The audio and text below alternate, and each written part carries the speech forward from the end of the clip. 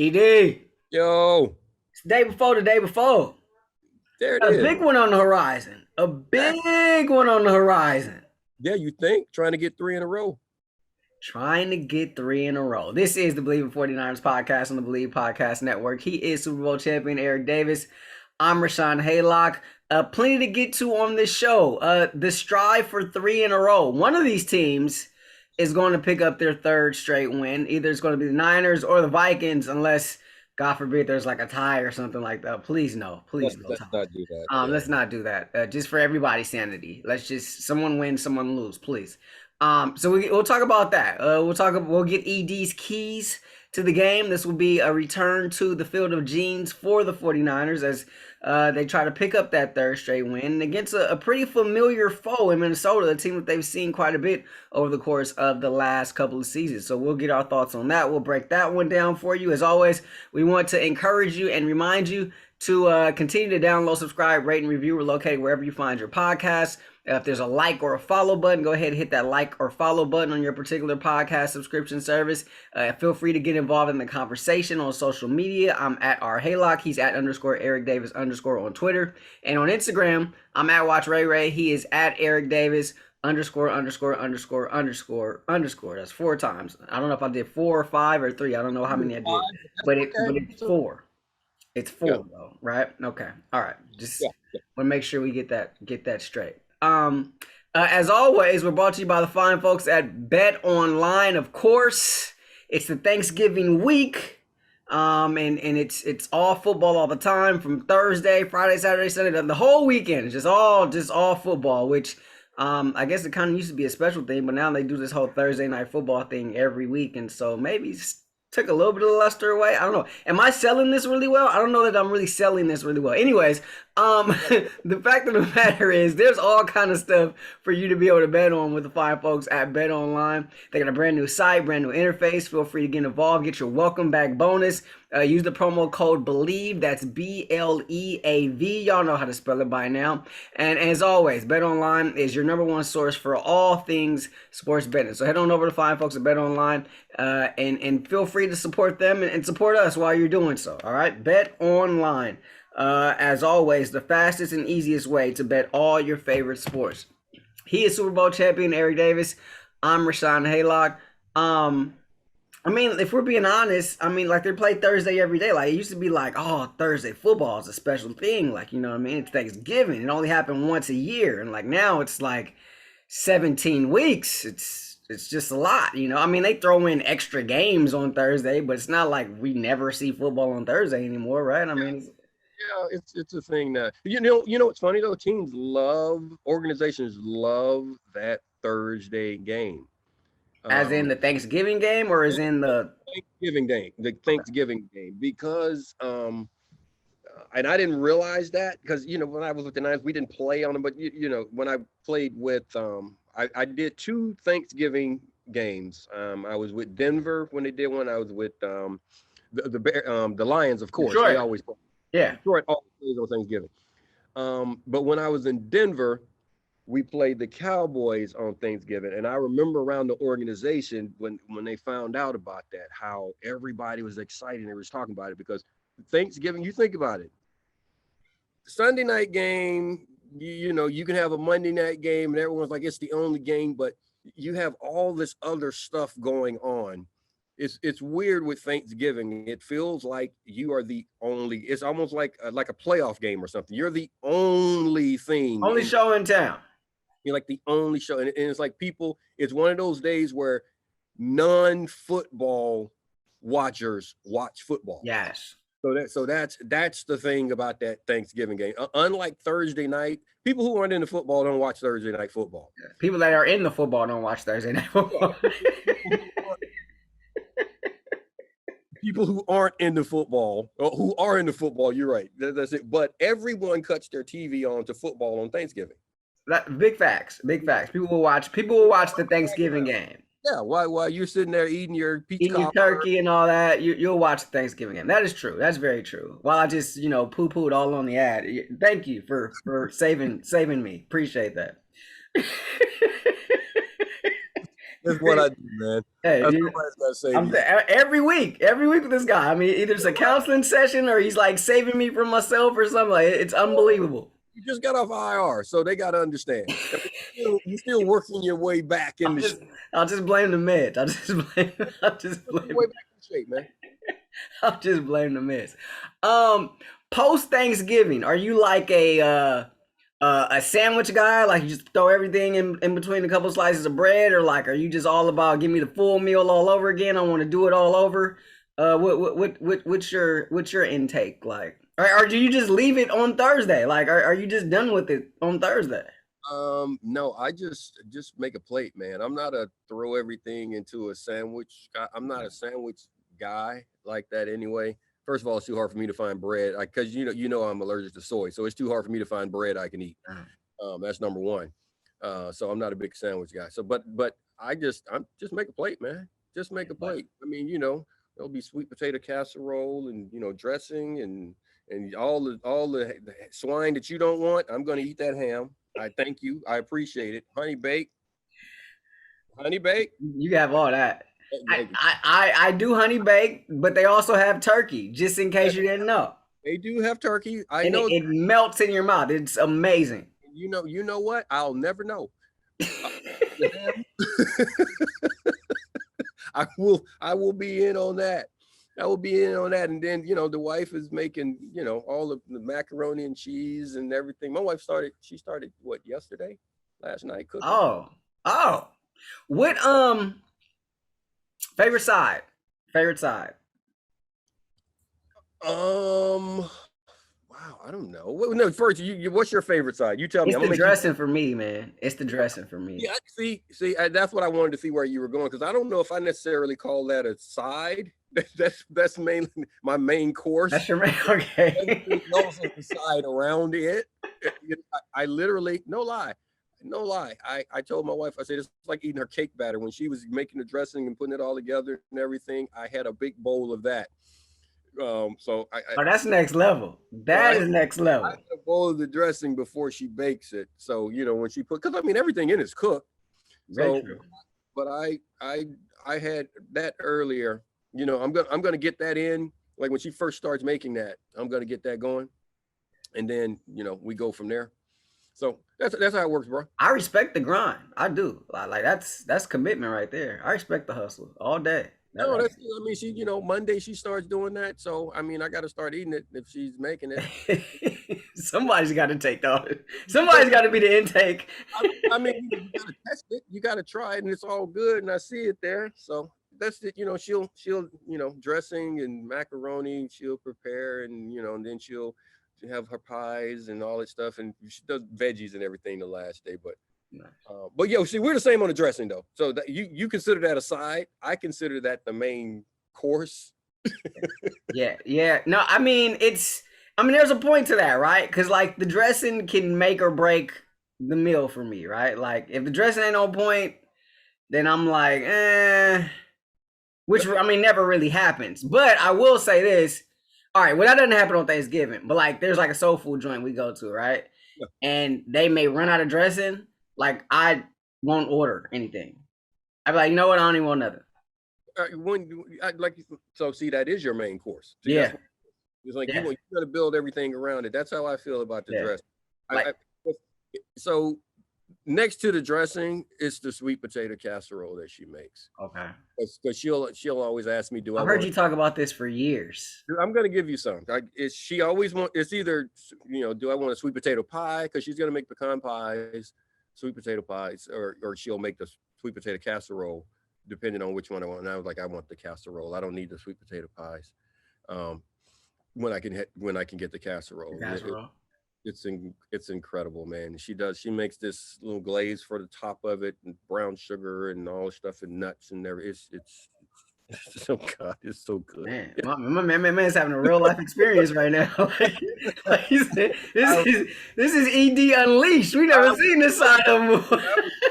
I went there just then, like, man. All the other, my man just had an out of body experience. All the other times that we were doing this pod, it was audio only, so I couldn't see that reaction. Like this was Oh Yeah, man, get on YouTube. If you ain't on YouTube, you need to get on YouTube just so you can see what I just saw right now. That was incredible. I will bring you some, man. One of these days. I'm not gonna say necessarily right now. It depends on how much is left, but I will make From the sure. sound of it, I mean, it's probably gone by or close to gone. I'm gonna tell you right now. My inner fat child comes out when she makes that. There are a couple of dishes that she makes. Um, that is one of them. Her red sauce is ridiculous. You eat yourself into a coma, and then she's got this other little thing. We call it crack corn. It's this caramel corn that she makes, and the way she makes it, it's it's as I said, we call it crack corn. I literally eat it until she laughs at me because I will like take an entire pan and I will sit there and just eat it and just lay down on the couch and just kick my feet up, and I'm sitting there until my jaw won't even barely move. I'm so tired of chewing, but I guard that bowl like a bear. So And no. OD'd on the crack corn. That's what's up. Oh man. All right, so Okay, let's talk about what are we talking about today? Okay. I mean, we can do this all day. I'm a low key foodie. All right, so you got the Niners, Yeah. 5-5. Mm-hmm. You got the Vikings, Mm-hmm. 5-5. Mm-hmm. Both these teams, both both of these teams. Let's Mm-hmm. let's Both of them. yeah, both of them have won 2 in a row. Mm-hmm. So look, you got to this point now where every game's a big game, Yes. and there's no understatements for wins, especially right now. You're looking at playoff seeding, you're looking at playoff picture, things of that nature, right? Mm-hmm. So the Niners on the outside looking in at that. After this one with the win, they can by the time we're talking next week, they can be in the playoff picture. They can be one of the top 7. That is a real thing. That is a real possibility.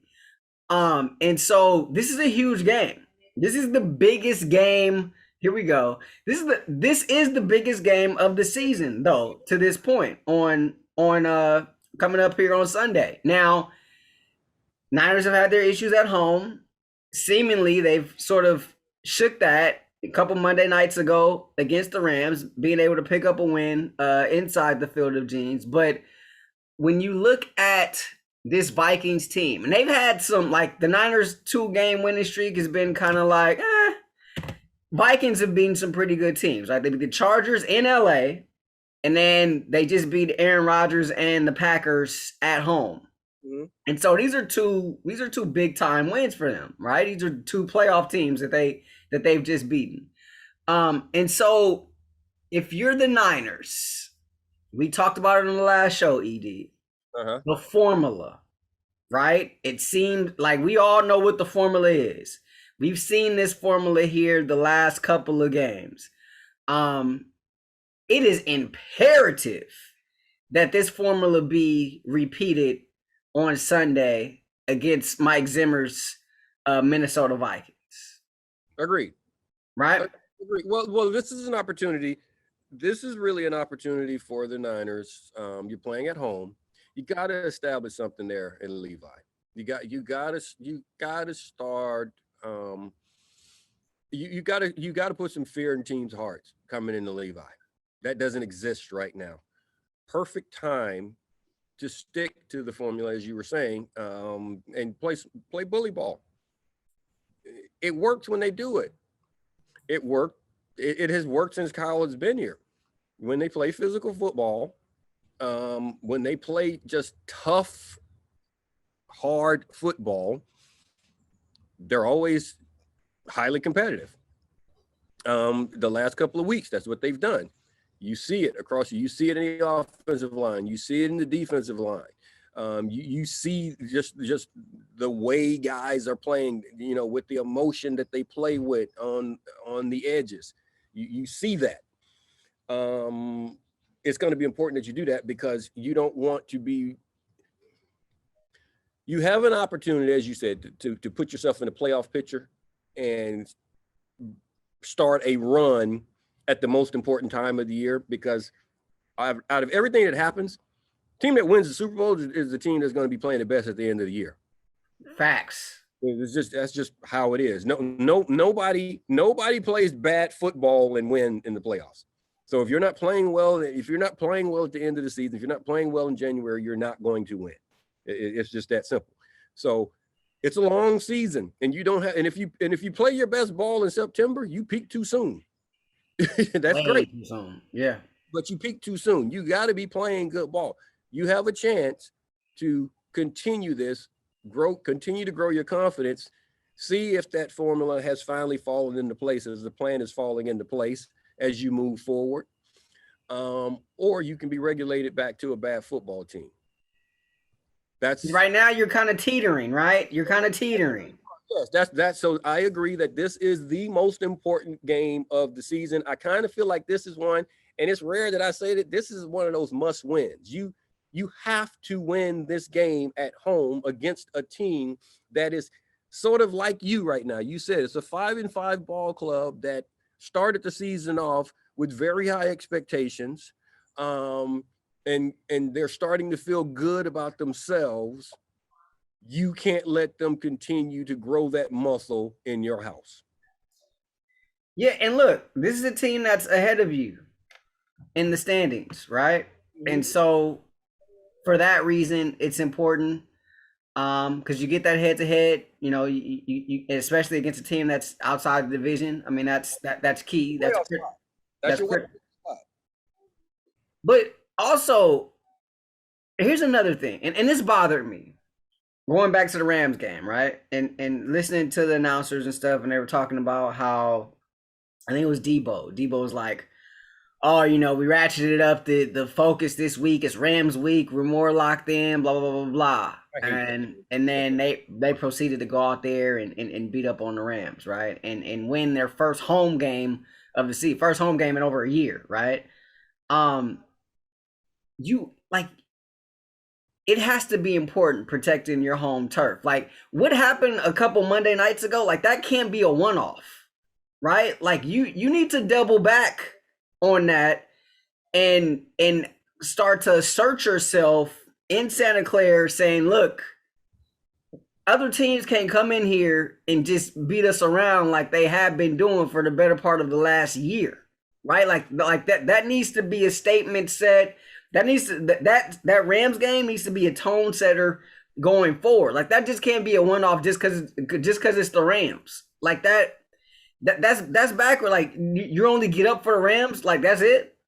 Yeah. Well, see, first, yeah, that's where I was going. That's why I said I hate when guys talking about, okay, we turned up, we dialed it up, we cranked it up, we focused, we locked in this week, we did all this stuff. Why the hell weren't you doing that the whole season? Word. Why weren't you doing that? You should have been doing that week one. It shouldn't be. You shouldn't be waiting all the way down after losing all these games, and then okay, now we're going to turn it up. Now we're going to focus. Okay, so I'm with you. If you realized that type focus gives you that particular performance, then that's supposed to happen. That's not just on the coaches. That's on the squad. That's on the squad. That is on the squad. That type work, if that type work gives you that result, you shouldn't accept it from it. You shouldn't accept less than that from anybody else. That's what a good team does. That's who a good team is. It's not about the coaches. It's not. It's just that right there. And that's why I hate when I hear that. Like, I'm gonna give 110%. We did all of this. Like, what, you were giving me 15% last week? So that's the performance that you're supposed to put on during the week and expect that result. And you just said it. You gotta start putting some fear in people's heart when they walk into your park. Nobody can be walking into your backyard, man, and just taking your ball from you. That can't happen. Pushing, kicking dirt in your face and push you in the forehead. That can't happen. That can't happen. And that's what they've been doing. So you gotta protect your backyard. And that's where it all starts. That's why it's called home field advantage. That's why it's so difficult to win a game on the road. Yeah. Because it's one of those things where the game and the mindset of the players is so close. That extra day in your own bed, your locker room, understanding the field and all these type things, the crowd behind you, all of those things give you just that slight emotional advantage. Yeah. And football is an extremely emotional game, and it gives you, and you got to take advantage. You got to use that. Well, we've talked about it. The great teams and your teams did this, right? I mean, you go undefeated at home, you go 500 on the road, right? That's 12-4. But That's about, yep, 17 game schedule, that's I don't know what that is. I don't know. It's the 13-4, 12-5, whatever. I don't know. 4.5, whatever. yeah. But that's what you guys did, right? And that's That was that's the formula. that's the formula for every great team, right? Like no one's gonna come in our house and beat us, and we don't win at least half our games on the road, right? And that gets you to 12-4 in a 16 game season, and that is a great team. That is a great season, in the NFL, right? And so, like this, like they're so. Which takes me back to the formula that we were talking about originally, not necessarily the home versus road formula, but the formula that we saw in the last two games, from this Niners team that we all know and that we all expected from week one of this season. How can that be replicated on Sunday? And Well, Zimmer, right? I mean, you know Zimmer. You know what his teams are all about, especially his defenses, right? How can that be replicated? it's what Depot just said. It's that mindset that they have to come into the game, that they have to prepare during the week with, so that you show up angry. They So have that's to. happening Tuesday through Saturday, That's, well, Wednesday. or Tuesday. Wednesday through Saturday. Leave me alone on Tuesday. It's my day off. I want to talk to you on Tuesday. Leave me alone. But Wednesday through Saturday, yes. No, Wednesday through the clock expiring on Sunday. That's the game. So you start, everything that you do is about playing that bully ball that you've been successful with the last couple of weeks, because you're going against a team that's going to come in playing with that same mindset. Minnesota is going to come in playing, they have seen one another here recently. They're going to come in with an understanding of what it is you like to do. Zim is going to have his defense prepared for what Shanahan wants to do. And you're going to have to make some plays. And that's it. So that mindset, that the physical game that you're going to need to play, whatever you have to do mentally, and what you've done mentally to get yourself at that level, again, that's not on Kyle. That is not on DeMarco. That's D'Amico. D'Amico. Yeah, D'Amico. I was calling DeMarco Farr. Yeah, that's not, you made you laugh there. That's not on them. That's on the players. If you can stand at the podium and say, hey man, this is what we did, and this is what we, okay.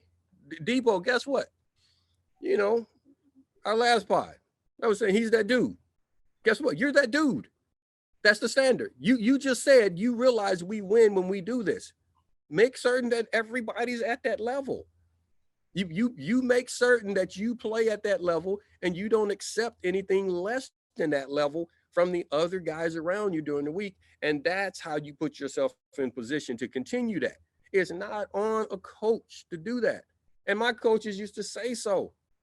They used to, George Seifert used to tell us, if I have to run this, I'm worried. If you guys don't take over, I'm afraid. We can't go where we want to go if you're expecting me to carry you there. That's how the coaches used to feel. And these guys got to take over at some point. Yeah, this is the Believe in 49ers podcast on the Believe Podcast Network. He is Super Bowl champion Eric Davis. I'm Rahshaun Haylock. I think something that is very key, we're going to get to your keys in just a little bit, ED, but you better get to them shortly, because my computer's on 4%. Oh, no. Go ahead, give us your keys, ED. One of the things about this formula, though, that I think has been so instrumental is the fact that you're holding on to the possession, right? Which leaves the defense off the field. And then once they come back on the field, they can be a closer version of as close to dominant as we've seen them be so far this season. And I think I think the position group that has helped the most is the secondary, and I think that's why that's key coming into this game on Sunday. But not only that, um, even with that, you still expect to get tested, right? I mean, this Jefferson kid from Minnesota is the real deal. Yeah, of course you're going to get tested. And see, I don't necessarily agree that's the formula because people can say, well, the offense is possessing the ball, so the defense is rested and all this stuff and everything, and then that's why they're flying around and doing all this stuff. You do realize if my offense is going out there and going 3 and out defensively, that ain't got nothing to do with me. I can go on the field and get off in 3. I can get off in 3 plays too. I don't just because my offense isn't having a good day, that doesn't mean that I have to allow the opposing offense to have a good day. So you always hear that this defense is they're on the field too much. Their offense needs to help them out. Well, you can actually get off the field on defense. You know you're allowed to make a play. You are allowed to knock balls out of the air. So when you say, well, the secondary is benefiting from the offense playing the ball, that doesn't change the fact that they have to knock a ball down when they throw it. It doesn't. Them not being on the field with the offense, it's less chances to get a DPI, and we even saw one of those in Jacksonville. But you're still going to have those same balls thrown. You have to make the play. So these guys, you have to be efficient on defense. So and that's what I'm saying. You can't look at it that way. The complimentary ball is there. Offense, yeah, you want to score when you have your opportunities to score. Do your damn job. Just do your job. Defensively, that has nothing to do with them. Those guys get the offense having a 10-play drive, a 15-play drive, or a 3 and out has nothing to do with those guys on the back end running through receivers and getting pass interference calls. It has nothing to do with it. So holding the ball for 38 minutes, you don't think is huge? Oh no, holding the ball for 38 minutes is huge for the offense. And what it shows is that Jacksonville defense sucked. That's what that shows me. That has nothing to do with the defense. So is it huge? Yes. And when you have the ball that often, you would like to think that you get a lot of points out of it offensively, which is what they did. Now, but like I say, if that had nothing to do with Jacksonville's offense, that had everything to do with Jacksonville's defense. They didn't get off the field. We talked about it before. They had third down opportunities and they didn't make the play. Yeah. So the same with the 49ers defense. If you get a team in third down, make a play. I don't care if it's 3rd and 2. I don't care if it's 3rd and 22. Get off the damn field. Make a play. Of course, 3rd and 2 is a lot harder than 3rd and 22. It's a lot tougher on the defense because the offense has a lot more options. But guess what? Happens all the time. Every week. Every single week, we see somebody get off the field on 3rd and 3, 3rd and 4, 3rd and 1. It always happens. So defensively, you have to just make those plays. That's what good teams start to do. And so it's not, like I say, one has nothing to do with the other. It has nothing to do. I played in 9-6 games. I played in 7-6 games. I played in 7-3 games. Guess what? Just because our offense, one of the classic games I played in a Monday night game against the Giants. It was the year they beat us in the NFC Championship. We played them 7-3. We were both 10-1. It was a 7-3 game. Neither offense could do anything. It had nothing to do with us. Our offense couldn't do a thing against LT and the boys. Well, all we knew is that we couldn't let them score if we wanted to win. So we didn't. That's just that has nothing to do with us. Now, we had our sweet Joe Montana offense, but they didn't show up that day. You still got to do your job. Yeah.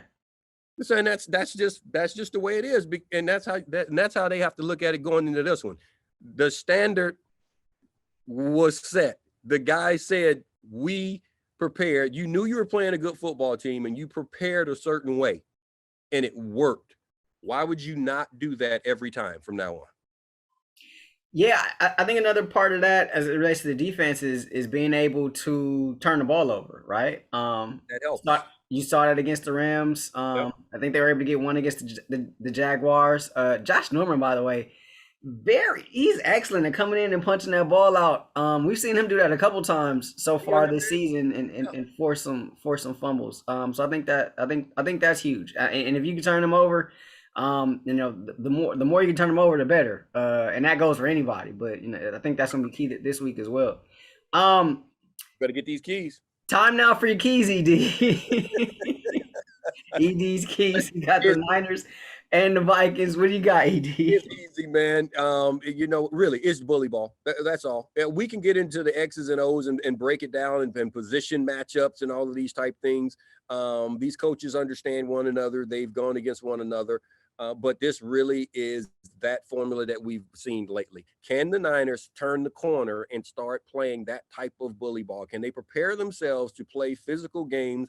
Their offensive line, their defensive line has really been in control of the line of scrimmage.